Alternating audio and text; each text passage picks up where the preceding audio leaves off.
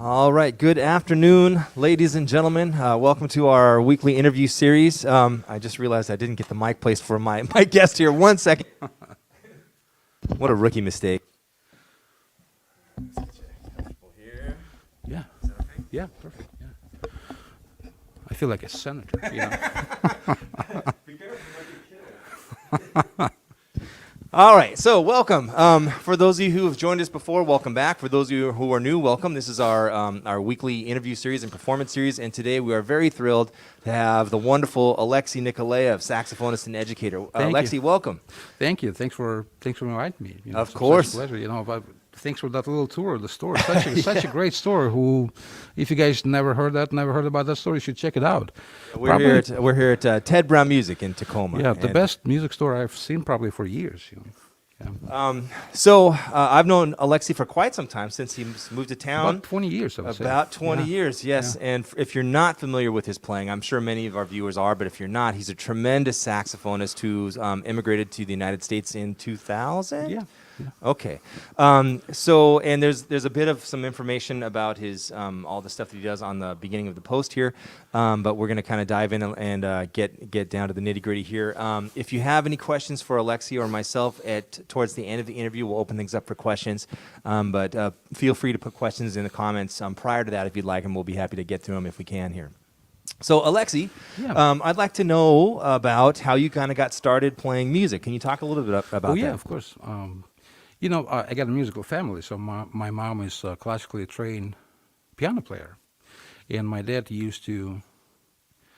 was a great clarinet player and saxophone player, also classically trained. Also, he passed away 3 years ago, unfortunately. So I missed him every day. So I was actually, you know, was a child. So I spent a lot of time, you know, just listening to all the music, all the classical music, jazz music, but I didn't really pay attention to jazz music at that time. I was playing drums. I started as a drummer. So you'll be laughing, but I was even sleeping with the drumsticks, you know, when I was 3 years old. My mom always told a story about that. So I didn't really pay attention to jazz. I loved listening to classical music and a lot of R&B music. I was totally R&B, you know, all the drummers. So it was just crazy. And then when I was, I think I was about 13 years old. So some of the nights, I mean, I was always listening to some of the jazz players, you know, like all the records that my dad has on them, but never really kind of, you know, got to the jazz. And then some night there was some suddenly clicked. I was listening to Charlie Parker recording, one of those classic records of Charlie Parker with strings. Yes. Yeah, I fall in love with that recording. Yeah, man, I couldn't stop. I listened to the record like same night like for 10 times. It was quite impressive for me, and I fell in love with that recording. And then I started listening. To my next big step was listening John Coltrane Africa Brass album. Oh, there was something magical about that. So, and from that moment, you know, I started listening to music, jazz music, all the time. Like went to Sonny Rollins, Sadie Luck, Joe Davis, and Stan Getz, and Dexter Gordon, all those guys. But you know, I continued playing drums. I didn't want to kind of start playing saxophone, so I picked up clarinet because my father's amazing. Clarinet player, and he was a principal of symphony, Moscow Symphony. So I learned like 12 major scales on clarinet. And it's not my time. I love clarinet, and I love clarinet players. Then I picked up alto, so I started practicing alto and continued practicing and playing drums all the time, you know. And then when I was 15 years, so it took me about 2 years to practice alto. I didn't want to switch to tenor or anything, so just alto and a little bit of clarinet. And then when I was 15 years old, so I got to Gnesin's Academy of Music in Moscow. It's kind of a big place. I mean, it's a really, really good school. A lot of great... Hang on, I forgot to ask you, where were you born and where did you grow up? I mean, obviously Russia, but let's get into specifics here. Moscow. You were born in Moscow? Yeah. Okay. Yeah, Moscow is a huge city, as you know. It's like New York or LA. You know, I think they got like over 20 million people living there. Yeah, but so when I was 15 years old, so I went to school to one of the best schools in Russia as classically trained saxophone player, and you know I started practicing jazz too, and listening to a lot of jazz recordings, started transcribing, and of course my dad was probably the biggest help. He explained and taught me a lot of things about chords and scales, chord progressions, and all that. So I got to school and started playing jazz music like all the time, and of course continue playing classical music because you know at that time. I realized that the importance of playing classical music, if you want to get better sound, better tone, better technique, articulation, intonation, so you have to play classical music all the time. And I continue playing classical music every day, basically. Sometimes when I get a little flaky, I'm like, oh, I don't practice anything today, especially due to pandemic. I'm like, oh, I have no gigs this week, or like, so. But I still practice in clarinet, some classical saxophone, etudes, or some, or some duets and stuff like that. So sometimes I'm opening some flute books. Flute books, like Bach flute books, and practicing some of the flute pieces. So that actually helps me with altissimo a little bit. Well, yeah, because if anyone, most musicians know this here. I mean, you're a wizard at altissimo. It's No, crazy. you're too kind. No, Yeah, no. yeah, liar. But those flute books actually do help. Yeah. Do help. Well, I'm curious. So, did your parents, both as very talented musicians, did they kind of push music, like push you towards music, or were they kind of hands-off approach? Or No, actually nobody pushed me. So I mean, I spent almost like all my childhood just hanging with my dad, with the symphony orchestras and meeting all these opera singers and all these incredible piano players. And we also had a lot of nights where some friends were coming to our house and like little concerts, like something like that. So I had the chance to meet a lot of great classical players and some jazz players too. Yeah. well, so it sounds like you had a very almost like winning the lottery in terms of like musical upbringing, and your father also had a lot of, it sounds like, albums and things that you could listen to and check out. Yeah. I mean, because my mom and dad, they play music, so. And I even when I was like 3, 5 years old, I knew that I want to be a musician. Nothing else. I didn't really pay attention to school that I go, all those chemistry classes, math classes. Like, that's boring. So I play drums. Maybe someday I'll get my own drum set and start practicing again. I hope. Yeah. Well, I'm curious then, if drums was your main instrument, who were when you started getting into jazz, who were some of the drummers that you kind of gravitated towards? Art Blakey, Alvin Jones. I mean, all these Max Roach and all these guys, just incredible talented players. And but I was listening to a lot of R&B music too. So that too. So trying to listen to everybody. Yeah. Okay. Well, I'm curious, when you were going to school, you started attending, you said you went to a well-known music school. What was the name of it again? Gnesin's Academy of Music. Okay. It's kind of big place in Moscow. I met a lot of great players, and some of my classmates, they became incredibly talented. I mean, incredibly famous classical players. Yeah. Well, that's what I wanted to ask. If some of your peers, some of your classmates, are you still in touch with them, and do you play with them? With everybody. Yeah, everybody. Yeah, especially since we're all sitting basically home these days. So I get a chance to FaceTime all my friends from Russia and Europe. A lot of them moved to Europe. Got all these like really good classical gigs and stuff like that. What's well, I'm sure that the music scene in Russia is similar to most other places around the world right now. But prior to that, I know that we have talked in the past, and you'd go back there and do tours over there and play. Yeah. What's the jazz scene like over in Russia in general? Fairly good, or? It used to be actually much better, but due to economy, economy is really struggling, and I would say economy is really down these days because of pandemic and because of the politics and stuff. So they did close some jazz clubs, unfortunately. So I think we got 3 or 4 jazz clubs in Moscow. But Moscow is like 10 times bigger than Seattle. Can you imagine? We still have like 3 or 4 clubs here, and Moscow, which is a bigger city, so we still have 3 or 4 clubs. Yeah. Do you think that part of that is due to jazz is a lot of times classified as like an American art form? Do you think maybe it's not as appreciated? I don't get that sense in Europe or in Asia. I think people tend to like arts and jazz a little bit more. I have to tell you, people in Europe and Russia actually appreciate jazz music more than here. I'm not sure why. I mean, I still have that question in my mind all the time, but they do appreciate it. But due to a lot of DJs clubs, a lot of jazz clubs got closed because it's just not that popular, unfortunately. But they do have a few clubs, and they do have some really good players too. Yeah. Not many though, but some. Okay.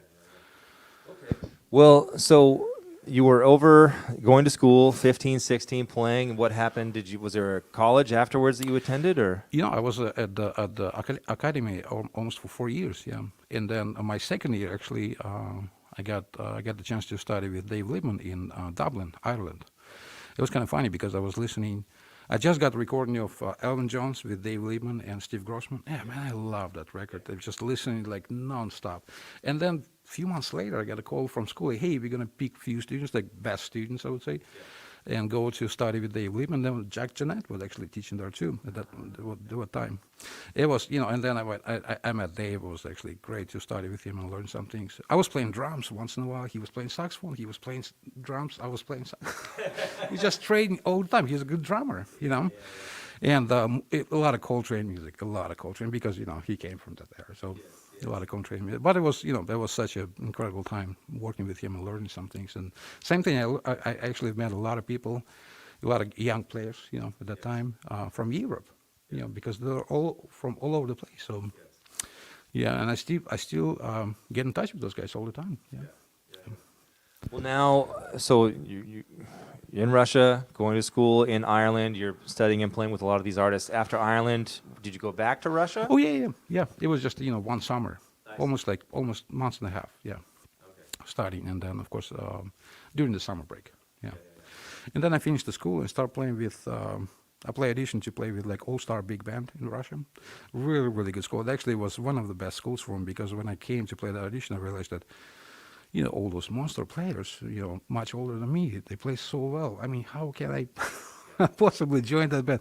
And the band leader, he was like, okay, I'll give you a couple of weeks. See what's going to happen. So I learned all those parts. I learned all the solo sections, like everything, just practicing like 48 hours a day or something. So, and I started playing with that band. And it was actually great school, because I learned a lot from some of the players that I play with, A lot of them dead, unfortunately. I mean, they were kind of old when I joined the band, so... But it was good school, Doing some R&B gigs on the side, playing with few different quartets same time, even doing some pop music, play with some pop singers, pop stars, Russian stars. So, studio recordings and touring with different bands, and and then in 2000. All over Europe, or were you coming to the U.S. as well? Russia and Europe, Okay. And then I moved here in 2000. I remember that. That was a while ago, and I was a little bit taller and a little bit thinner, I think, but you were too. Oh, wonderful. Well, okay. I remember, on the way to Tacoma, actually, I thought about. We just spoke right before the live stream about that gig that we did with you, Cleve, and me. It was like 3 tenors. It was a great gig. I mean, I had such a blast. Yeah, I think we did. I don't know if the bass player had as much fun as we did. There's a lot of courses. But hopefully we'll do some of those again. Yeah, we'll definitely get that going again here. And the Peer Scouts was also kind of some good moments there too. Yeah, well, I'm trying to remember that band at the time we played in it. Norm Wallen was directing, and he was transcribing a lot of the charts from the Mingus band and from the Monday night band, the Village Vanguard. Yeah. And the saxophone section at the time, it was you, it was myself, Matt Townsend, Cliff Cologne, Dave Johnson. I think who else? Frank Minear was playing in the band. It was a good band. It was a really good band. A lot of great players. Anyways. And it was good trips to Idaho and and LA. We went to LA, flew to LA. It was some really fun moments. That was that we played at Gen before it was Gen. That was IAJE back in the day, before the embezzlement happened. No offense, but it happened. Anyways, so how did you end up in the United States? What brought you here? Well, I was touring actually in the United States. It was like 1999 or 98. I can't remember. I think it was 98. And I met my fiance, my future wife here. So she flew to Moscow. We spent almost a year in Moscow. And then she's like, do you want to try to go and live in Seattle? Because she's got all the family here and everything. So I said, well, it's kind of hard for me, because I already got all the gigs in town, playing with these guys, and recording and touring. It was kind of really hard to give up all of that and move to nowhere. Basically, I don't know anybody in Seattle. I have no connections. I got a lot of friends in New York, but Seattle is so it was a little tough. First I would say first year was a little tough, because I didn't know anybody, so I needed to work also. Well, that's got to be terrifying. If any musician watching this knows, it takes time to get a foundation established for income streams, whether it's performing or teaching or writing, whatever it is, and to completely just give all of that up, because you were working all over the place to move somewhere. That's nerve-wracking. But it took several months to kind of establish all the connections and meet all these great players. And another thing that I didn't know anything about Seattle. Was it like a really good jazz town, or is it not? I have no clue. So when I start showing up at some jam sessions and some little gigs, I'm like, oh, they've got so many great players here in Seattle. So I was actually really pleased to see that. And then I met Jay Thomas, and he brought me to play with his band, And then I met John Hansen the next step, and then we kind of formed that Axiom Quartet with John, Phil Perisot, and John Hamer at that time. So we started playing with Axiom Quartet. We actually still playing with Axiom Quartet, except that last year we didn't really play, but hopefully we'll start again. Yeah. Well, so and then also aside from jazz stuff, I know you kind of got plugged in with Dr. Funk and working with them, which is basically they're quite good friends with all the folks from Tower of Power and do a lot of the similar music and things. And so even I know prior to the pandemic, you were one of the guys that's working like all the time, constantly. Yeah, Tower of Power is good. Dr. Funk is good. It's good band. As I said, I like playing all the types of music. There's no limit, I would say. Maybe I think I got that because I spent some time in New York before I moved to Seattle, and saw all these great, incredible players. They play everything, Today you got a bebop straight ahead gig, tomorrow you got R&B or in pop music or Latin music, and they play so well, everything. So I decided to just, I have to practice that stuff too, and I love it. I mean, since I was a kid, I was playing drums and loved all the R&B, soul, and funk music. So yeah. It's fun. It's a fun band. Well, hopefully, we'll get a chance to start playing again. I hope so. I think we're heading in that direction. We'll see. Although there's talk of going back to phase 2, but we'll see what happens. Well, I'm curious in terms of education. You've done a lot of teaching. I know you've taught for Central, and now currently, what schools are you working Edmonds Community College, teaching at Edmonds Community College, and once in a while Bellevue Community College. Yeah, Central was actually a great experience for me too. I taught there almost for over 10 years. Yeah. Driving every week. Yeah. But, John Hamer used to teach there, so we actually did carpool sometimes once in a while, it was fun. And they got great school. Yeah, really great school. I know Chris Bruya is retiring, I think, this year. This is last year. I know. Last time I saw him, I was Jazz and Wally festival in Ellensburg. Yeah. Great director, and super nice guy. Yeah.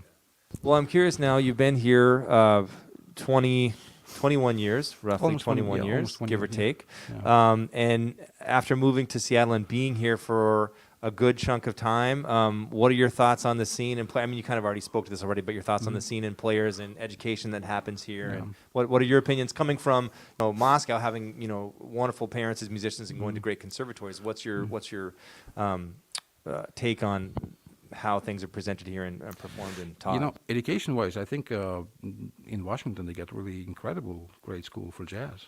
Unfortunately, not for classical. I don't really meet. I mean, I'm still interested in playing classical music and listen to all the classical players all the time as much as I can, and practicing, of course, all the classical music. But I wouldn't say they have they have really great classical school here. I mean, if you go to LA, even like Boston or New York, it's obviously a big, huge difference. Yeah. Also, no, not at all. I don't think any of the listeners would assume that.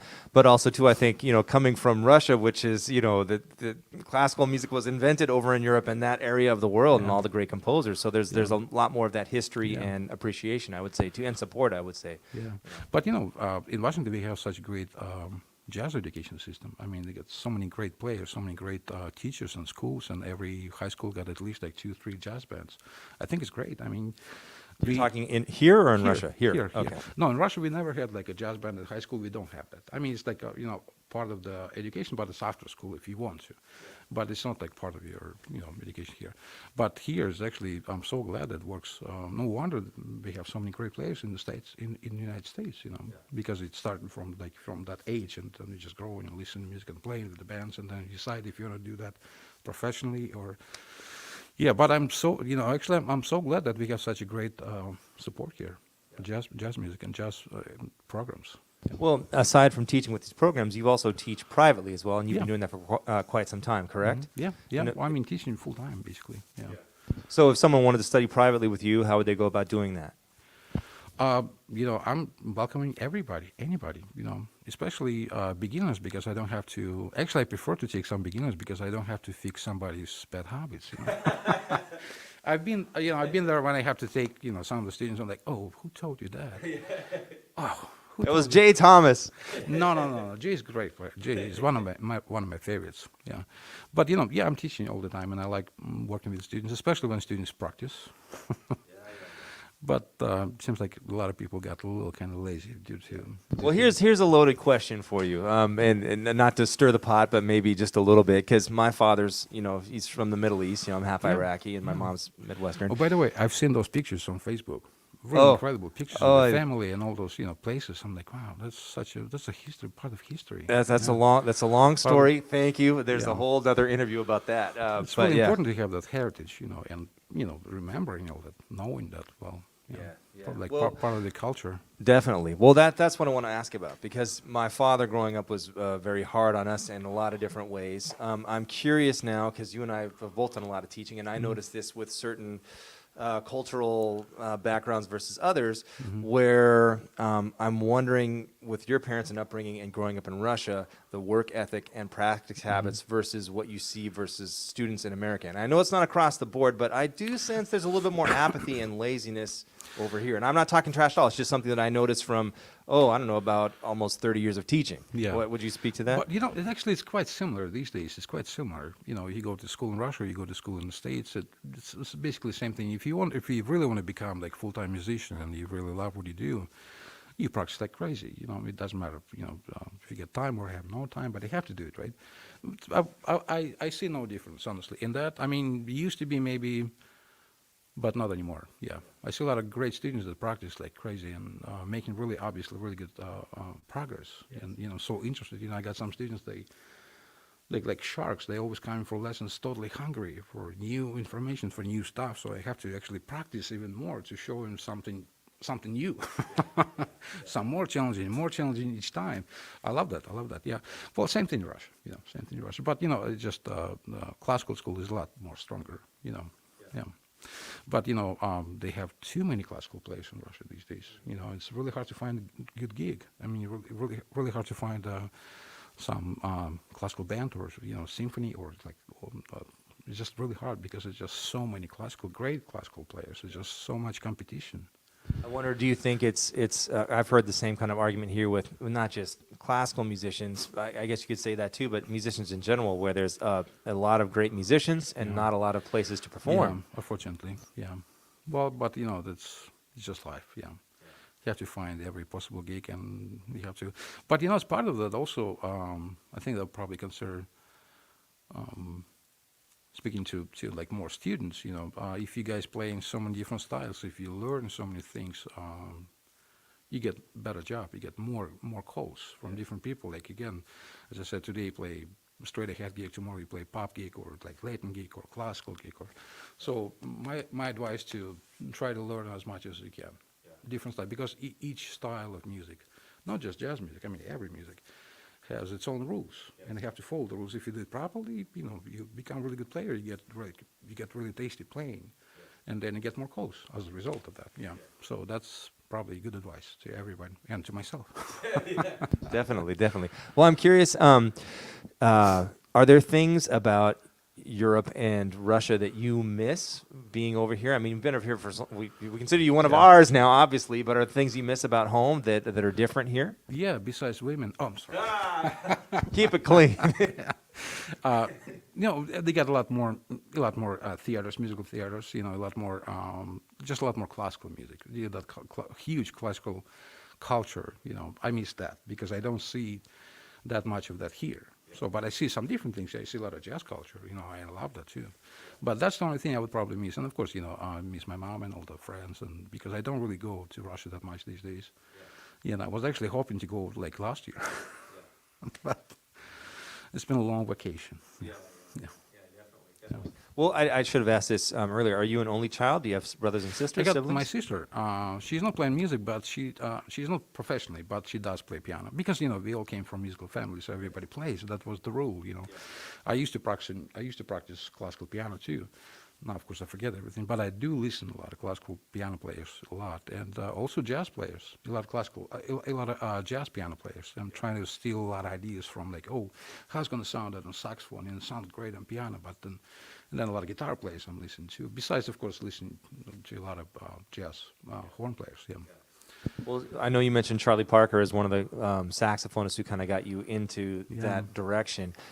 Speaking of, because I know as musicians we listen to lots of different instrumentalists and different types of things. But in terms of the saxophone, who are some of the saxophonists? You mentioned Charlie Parker and John Coltrane, but who are some other folks that you kind of Well, I'm were listening. interested in? I'm still listening a lot of Charlie Parker, and I still love all those classic recordings, and a lot of John Coltrane and Sonny Rollins. Sonny Rollins was actually one of the biggest influence on me. Like he had so many great recordings, and especially like in the 50s and 60s when he started doing some experiments. I was like, wow, that's incredible. Stan Getz, I love Stan Getz. I mean, I love all these guys. Benny Golson, I had a chance to play with Benny Golson, and a couple of times, and it was such a treat for me. And of course, listening to some Kenny Garrett, like modern players like Joshua Redden, Chris Potter. I'm in Chris Potter a lot these days. I'm trying to transcribe a lot and listen like what he's playing. Like he's got such a incredible ideas, and like melodic ideas, and he's that approach that I really really like. Yeah, and Michael Brecker and all these guys. Yeah. I have a question I'd like to ask since you mentioned transcribing. And it's interesting to see a lot of the older musicians, and I think we're roughly the same age. How old are you? 47. 47. Okay, we're close. You're 5 years older. 5 years older. We're still young. We're still young. But in terms of starting to learn this type of music, a lot of the older generation would do it all by ear. Yeah. Did you do it all? Do you do transcribing all by ear, or do you notate things out and write things out, or how do you go about it? These days when I listen to some recordings, I usually listen to any type of music with my horn, or at least I get a keyboard so I can hear and maybe play some ideas, like transcribe. I used to transcribe by ear, just every single line, and my dad actually told me that. By ear or by writing? By ear and writing. Both. But these days I barely write anything unless it's something really, really interesting. And so I'm trying to memorize some ideas. Oh, I like that idea, or I like that lick, or like, oh, that's a really good pattern. So how about if I'll play something like that? So, but I think transcribing actually really, really important part of education. Yeah, you get better skills. You start hearing things much better too. Just because transcribe is like really good ear training, and besides that, you get a lot more things in your vocabulary, because you transcribe like more phrases, more solos and ideas and all that. I think it's really important. Some people just don't like it. And these days, we got so much access to like online. You don't transcribe. You don't have to do anything. You just pull the sheet of music and like it's already somebody transcribed. Which is good and bad. Which is good, and I agree on that, because a lot of people just don't want to do it because it's already available, right? But it's actually they're missing that kind of experience of of fun transcribing and learning that. No, I couldn't agree with you more. I think the transcribing both as ear training to help you hear pitches and hear wider intervals or smaller intervals and know the difference, but also too in rhythmic dictation and understanding and feeling time better to help you count better. Because if you can't hear it and you work on really trying to understand what the beat is that an upbeat, is that a downbeat, is it what is it? It helps your comprehension of rhythm and time. I agree. I think I would probably advise to the students that besides playing saxophone or any instruments that they play, right? So try to play drums and try to play piano all the time on daily basis if you get a chance, because if you play drums, you get much better understanding what drummers do, and actually you get even better sense of rhythm when you play drums. So I understand a lot more things. It does add a lot to your playing, when you want to experiment with some different rhythms or some odd meters or anything. But basically, you just get much better understanding of what drummers play, so it actually helps you a lot. And same with piano. You have to play maybe not like some classical player or anything like that, but at least you have to understand the chord changes. You have to play little simple solos and stuff, and analyze on the chord progressions. I think it helps a lot. Well, and it's funny because these are similar conversations that I have with other musicians that come on here, because this is how to do this stuff, But I think certainly knowing something about, having some general idea about the function of drums, and if you can play some, yes, obviously, and then almost everybody, well, I don't know if that's fair to say that, but so many great musicians played some piano, at a functional level to understand all the stuff that you're mentioning, Yeah, I mean, that's really important. I mean, that's the way you learn. I mean, usually when I work in some new music or some new charts, I start on piano first, just see like what can I do and what kind of directions I can go to, and talking about some scales and chords I can use, and then I pick up saxophone and start playing. But it actually is such a tremendous help if you play piano and drums too.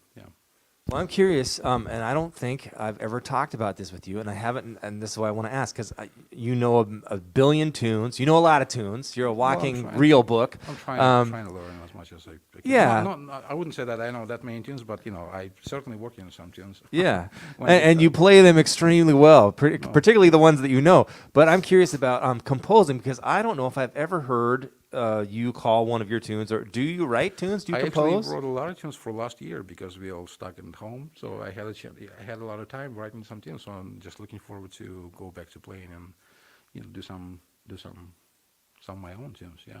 I wrote a lot actually. Almost the whole book. Because like a lot of ideas. Like okay, I got time now, so I can.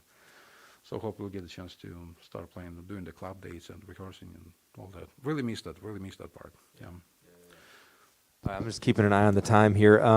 But we still have quite a bit of time here. So I want to talk about, so you're teaching now, you're playing. None of us are really playing in a lot of clubs right now, but I know you've been doing a lot of live streams. So can you talk about some of the projects you've been involved with over this past year? Yeah. I'm playing with Greta Matassa. Greta is incredible singer and such a talented musician. But I also like that she is really progressive musician. Every time we rehearse or play something, she's always coming with a new material, always like never stops. That keeps me really sharp, actually, and I really, really thank you, Greta, if you're listening. Well, she's incredible. I mean, every time we rehearse something, there's like always bunch of new stuff, and you have to learn. And some of the tunes that she's choosing to play, it's like not easy at all. You have to work on some harmony parts because we start doing some trio stuff, so no piano, no drums, it's just bass, vocal, and me. So I have to figure out what to play. Yeah. But yeah, working with her and then working with Brian Monroney, guitar player Brian Monroney, his quartet. Actually, we got a gig coming at Boxless May 8th, where we had almost a year break, or even more than a year break. Yeah, so hopefully we'll start playing, doing that project often. And then Axiom Quartet, I'm looking forward to start playing with Axiom Quartet, and Dr. Frank is part of the too, and then Greg Williamson Quartet. I've been playing with him a lot. And, I mean, I see him occasionally at Boxless when I play at Boxless with Danny's quartet or like his own quartet. Yeah, but some studio gigs. Hopefully we'll get some more studio work because actually it just started happening. So I get some calls just to do some studio gigs here in Seattle, or so, I mean I miss that too a lot because I've been doing a lot of recordings sitting at home and recording at home, but it's different experience than when you're recording with like a live players and yeah. So that's what's happening, and teaching, it's part of the day job, which I enjoy a lot these days. And it seems like I got really, really good students. Yeah. Are a lot of your students, is it mostly jazz stuff, or you work on classical stuff with them too? That's my requirement. They all play classical music. And, I had a couple of students that said, we don't really want to play classical music. So I did show them, why I have to play it. And then, like, next lesson, like, okay, I'm going to start practicing classical. Well, But, students enjoy that a lot. I mean, and I'm giving some pieces, besides playing some cello Bach pieces on saxophones. There's, like, Marcel Null books, or, what's that French guy? Another guy, I forgot. Well, several different books that I got, like, and I'm trying to play them. Like, really, really hard to play. So I'm giving all these books to my students, and they're really, really interested in playing that. And actually, some of them play so well. Yeah. Well, I think maybe some people watching don't understand it, as a lot of the people that helped develop jazz, for lack of a better term, a lot of those guys were interested and could play classical music very well and listened all the time, and we're checking them out. Coming up from musical family as you did, who are some of your favorite classical artists that you've checked out or still like over all these years? Composers. Sure. Maybe composers. That's so much. I love everything.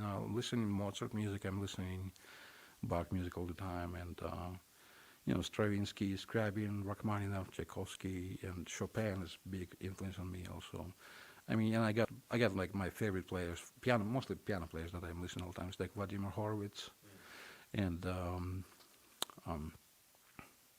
lot of favorite composers. I wouldn't say that I like only that or that. I mean, I like, one day I'm listening to a lot of Debussy. I can listen to Debussy the whole day, and the next day I'm listening to some Mozart music, piano concertos, or any of those. I love classical music, really love. I mean, students, and not just students. I mean, everybody has to understand that. If you want to develop better tone, better articulation, better technique, intonations and everything, you have to play classical music on a daily basis, especially for students. It's really, really helpful. I can see the results these days, And besides that, I mean, it's not just about technique or anything. It just adds a lot to your musicality. So you get, as a jazz musician, you understand the melody structures. He understands how to connect the phrasing, like in working all those chord changes and some of the harmony parts. You start hearing things a lot better when you play classical music, especially if you listen to a lot of kind of more modern music. Yeah. I was listening actually the other day, Scriabin preludes. I mean, I love them. I know them by memory so well. And then accidentally, I found a recording of Michael Brecker playing cadenza on Goodbye Porpoise Head. It's a really famous video. It's on YouTube. And he's playing that intro. I'm like, I've heard that. Where I've heard that? I mean, it's so familiar. And then I figured out he's using that minor arpeggio going major third up. So it's like, oh, that's Scriabin, because Scriabin wrote the whole prelude based on that. I'm like, oh, that's. I mean, and I've met a lot of great players who know music so well. You can hear it. I mean, when you listen to their solos, I'm like, oh, that's from here, that's from there. So again, I mean, they know music so well. Yeah. It's just, again, as I said, it does change your musicality if you understand the melodic structures or like some of the rules of classical music. Yeah. It does help you a lot in jazz. Yeah. Well, so then I'm assuming not only did you study jazz harmony, but you studied classical harmony in Moscow when you were. Yeah, Moscow. It was part of my education. Yeah. Okay. It was really interesting. Yeah. So for students that maybe they started school in band and maybe the program wasn't great, which happens a lot. There's a lot of programs that are just kind of there, and maybe they're taking a jazz program, whatever, and maybe they have not really had a good exposure to classical music. Where would you kind of start someone who didn't have a lot of exposure to classical music? Where would you have them begin? Well, of course, first you have to listen to classical music all the time, and then possibly find some really good classical teachers who can teach you the theory stuff and playing some instrument or understanding, explaining everything to you. I think probably the best two best ways is just find a good teacher and study everything you want and listen music all the time, like in general, every day. So. Okay, wonderful. So let's see. You've got tunes you've been writing, you're doing live streams, you're teaching online. If someone wanted to study with you online, how would they get in, or in person, how would they get in touch with you? Well, I can probably post my phone number or my email, or I can get in touch with you so you know me. So, yeah. I mean, is there a website or? No, there's no website. I mean, you can just contact me directly. Okay. Yeah. Okay. All right. Some friends, or I can probably post that later. We can post that. Well, also too, there's are you on Randy Halberstadt's database? Do you know yes. that? Okay, yes. so that we had Randy on here. I think it was like last week or the week before, and he talked about his musician database. And so, I got the you're in there. profile Okay, there. cool. All right, that's an easy way to find it too. Yeah. All right, cool. Well, we're getting close to that time. Does anybody have any questions for Alexey or myself at this time? Are they all right. dead? All right. Yeah. Are you out there? All right. Well, okay. I would like to ask about some of your travels. So besides Russia and Europe and the U.S., are there other places that you've traveled and performed? Not really. I mean, not really. I've been South Korea a couple times, but it was kind of short trips, and it wasn't that much of jazz stuff there, honestly. I mean, they got some players, but not that many places to play. But mostly Europe, United States, and Russia, big countries. Yeah. In Europe, where have been some of your favorite places to travel and to perform? Amsterdam and Germany, probably one of my favorite places to go. I mean, they got really nice crowds, and they got so many great players and some clubs, and especially Amsterdam is like non-stop. They got so many great things there, and Germany too. I mean, I wouldn't say that they have tons of great players like we have here in the States, which is I'm really thankful for that. But they definitely appreciate music a lot, and they get that support, And so I had the chance to meet a lot of great players in Europe, So again, it's just different culture. You go to Europe, you've been in Europe probably, yes. Right? So you can sense the difference, right? Like in everything, basically, starting from food and in clothes and everything. Yeah. So it's happening the same thing with jazz music. They do appreciate jazz music more than here, as I said at the beginning. And they do support. They do have all these big festivals. You probably know that half of New York. During the summertime, going to Europe, play all these big festivals, because they had festivals almost in every small city. Yeah. I'm not counting like big cities, the small ones. Yeah. They got so much stuff going on there, and a lot of people from New York or from LA. I know I got a lot of friends. They always go to Europe for like 2-3 months. Well, I'm curious. There does seem to be more support for the arts over in Europe than there is in the United States. And again, I'm not knocking the United States at all. I was born here, I'm raised here, I live here and work here. It's great. There's many things that I like about it, but there are also cultural differences and things that I am also keenly aware of. And I was talking to one of my friends who is a drummer in France, and he was saying that that a lot of the musicians, they'll play in clubs, and if the club doesn't have the affluence to pay the musicians, then the musicians are subsidized from the government, and that basically compensates them and helps them have a living wage as an artist. I'm curious, does Russia do something similar to that for artists, or is that a different situation? I know a few guys actually do that, but not really. In general, not really. I mean, speaking of the economy, current economy, what's happening in Russia is just disaster, honestly. Of course, nobody got money, and due to pandemic, all the clubs got closed, and they just started opening some clubs. And I just spoke like last night with a couple of my friends. They said, "Yeah, the clubs are working, but nobody's coming." I mean, you got only few people coming to concert because everybody's so scared to go anywhere public, without mask or even with mask. I just looking forward to when everything goes back to normal. Hopefully, in a few months, we'll be all vaccinated, and so at least we can start playing again and doing something. Yeah. Well, I'm curious. I know there are many great organizations here in the Northwest that are doing live streams, as well as like there's Smalls in New York, and like Emmett Cohen's got a great one. I'm curious, any of your friends in Russia that are doing live streams that are really cool and worth checking out? Well, actually, for some reason, I spoke to many friends and about that, asking like, "Are you guys doing the live stream?" I mean, barely anybody doing the live stream. I guess it's not really popular doing the live stream there. So again, all the clubs start to open.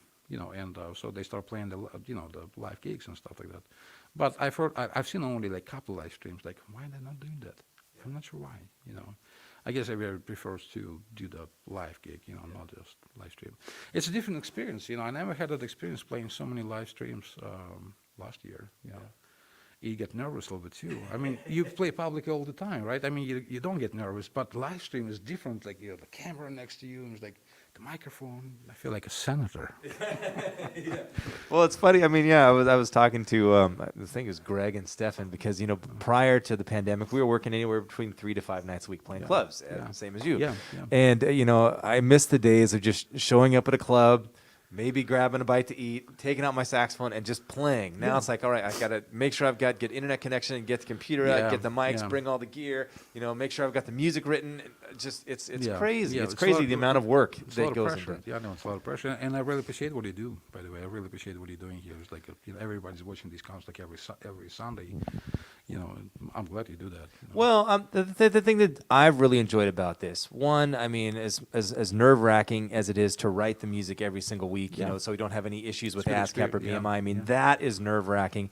But in a lot of these situations, we're working a lot. But the thing is, you show up to the gig, you play, you maybe have a brief conversation on the break, you finish the gig, you go home. But, in all the years that I've known you, 21 years, we've never sat down and had a lengthy conversation like that. And it's not, I mean, we've gone on the road together, we've stayed in hotels, and it's mostly, all right, we'll have some vodka, drink, all right, go play, But the cool thing about this last year for me is really getting to know all these people that are my friends more in depth and learn more about your history and your perspective. I couldn't agree more, And it's also a really good experience doing the live stream, because we never had that experience before. Everything online, lessons online, college online, all the concerts online. You're kind of getting used to that. First couple of performances was actually tough for me, because you have to, you hear your sound slightly different from the phone. Later, and I'm like, oh, it's not me. Is that me? Really? Okay, I have to do that. I have to change that. I have to set up slightly different, because But I think it's just a great experience for us all. We got through the pandemic, and we learned some things. How to do live streams, and being alone at night. Anyways, I'm going to leave that alone. Well, the other thing, let's get a couple bros and get out of here. Forget the live stream. I've got two kids at home. I'm kidding. We'll do it later after the live stream. For those that don't know, my wife is running the camera, so I've got to be very careful what I say right now. So, anyways, she's laughing menacingly. She's about to push the off button. So, but I would say there are, despite all of the hardships that we've all gone through over this last year, I think particularly musicians and artists, having a lot of your livelihood just wiped away or frozen, I think a couple of the benefits that have come out is, doing the live streams and being able to once things start opening up, I think that will be just another way to add more income to what we're doing, Yeah. and also to the remote teaching. I think Yeah.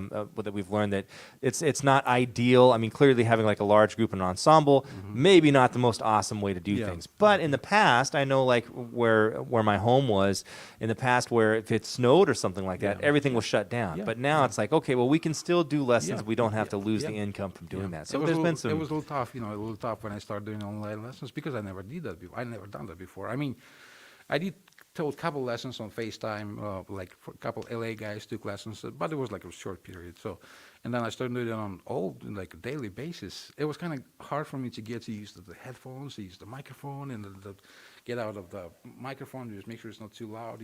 Adjusting the speakers, if you want to play with trucks, It was a good experience too, and actually some of the students don't mind at all doing that. Especially if you have nice internet connection, you got nice computer, nice microphone, so you can still teach. Well, I think too, for a lot of it, a lot of students, and maybe this is in my experience, maybe your experience as well, I'm sure it must be, a lot of them, it's not so much that they need to be in the room to get the exact sound, but they want the information, how to go about doing this, or how are you conceptualizing this, how are you thinking about this to maybe give them a way of looking at something that they're not seeing so that they can move forward and practice. And you don't necessarily need to play to do that. Right, but I'm trying to play actually as much as possible because they're always waiting for me to play something, so I can show them how to do it. Of course, they have to do a lot of explanation like why and what, but probably the best example, at least for me, because my dad was my first teacher. So, and the best experience that you listen what he does and you do same or even better. Try to do better at least. So that's what you do. You listen and play exactly the same way, and at least try to get the idea how to play it. Of course, sometimes it's kind of hard to play, hard to teach lessons because of the sound quality, right? Sometimes it's really good connection and you hear everything. Sometimes you see that little delay. Of course, it's really hard to play duets unless you got some really fancy equipment and you can do that. Use those programs. Yeah. But otherwise, actually, it works. It works pretty well. I haven't spent a lot of time doing I know there was like everyone was doing Jam Kazam for a while, and then they switched it to another one, and I don't do it. I don't know, but I've heard good things from people, but my gut tells me that as time goes on, a lot of those free ones are going to become paid services because people are going to make money off of there. I think they work pretty well if you rehearsing with the band. I think that's the way it works. But for lessons, I never tried. I mean, FaceTime or any of those Zoom, whatever, they work pretty well. Those programs, yeah. Any questions so Any far? questions? No questions. Okay. So I'd like to know about your love life. Do you enjoy long walks on? No, I'm kidding. Turn the camera off so now we can really talk. I got a lot of things to say. I know. All right. Well, we've covered most things here. What I would like to know, usually we're getting kind of towards the end here, but what I want to ask, and we have some time here, is, and here you are in 2021. You've had wonderful musical upbringing. You've had good experiences both in the United States and Europe. You've been around a lot of the masters and gotten to perform with great performers, and also teach and do all these great things. If you were going to give advice to people that were going to are thinking about becoming musicians, in all that you've seen, what are some important things that you would say that you should really need to think about this or learn this to help you achieve what you want to do?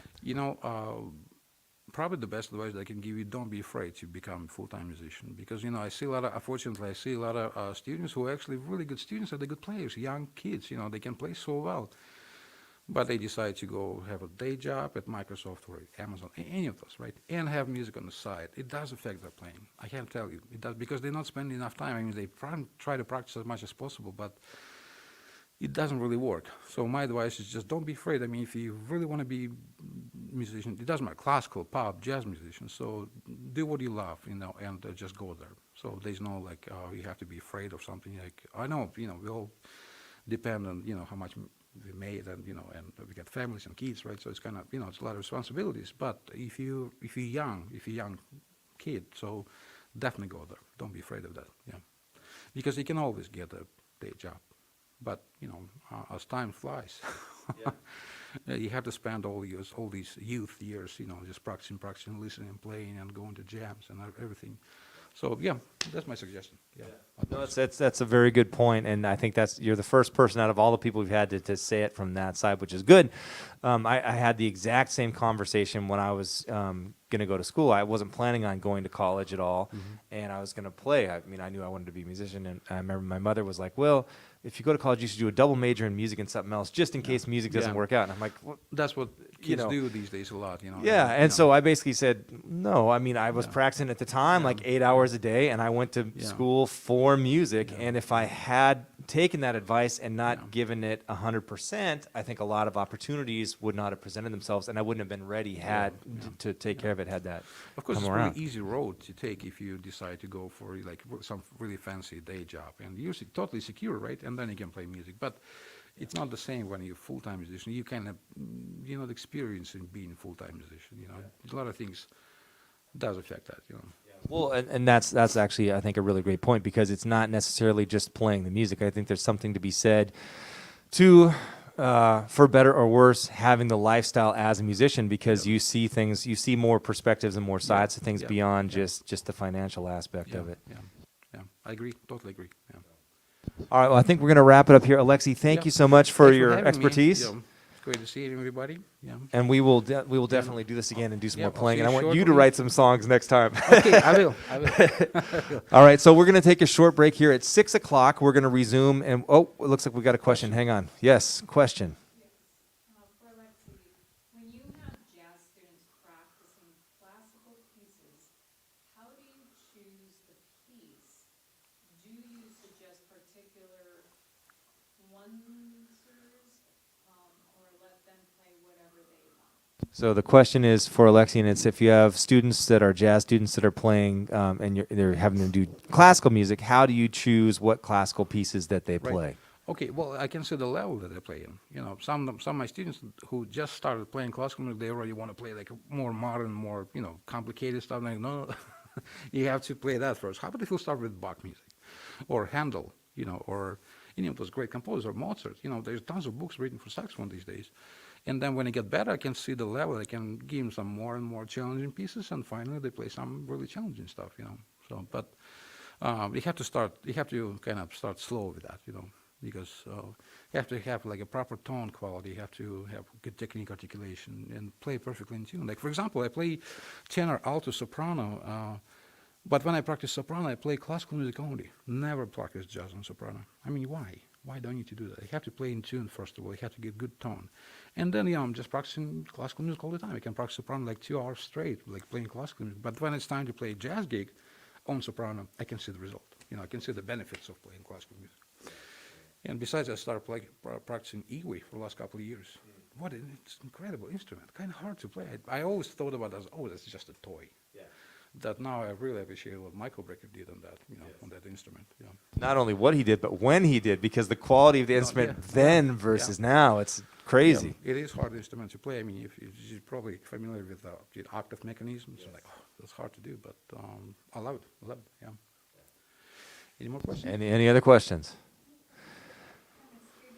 You know, No. they can probably check some of the classical book for saxophone in the store, right? I mean, I've seen those huge racks of music. You know, yeah.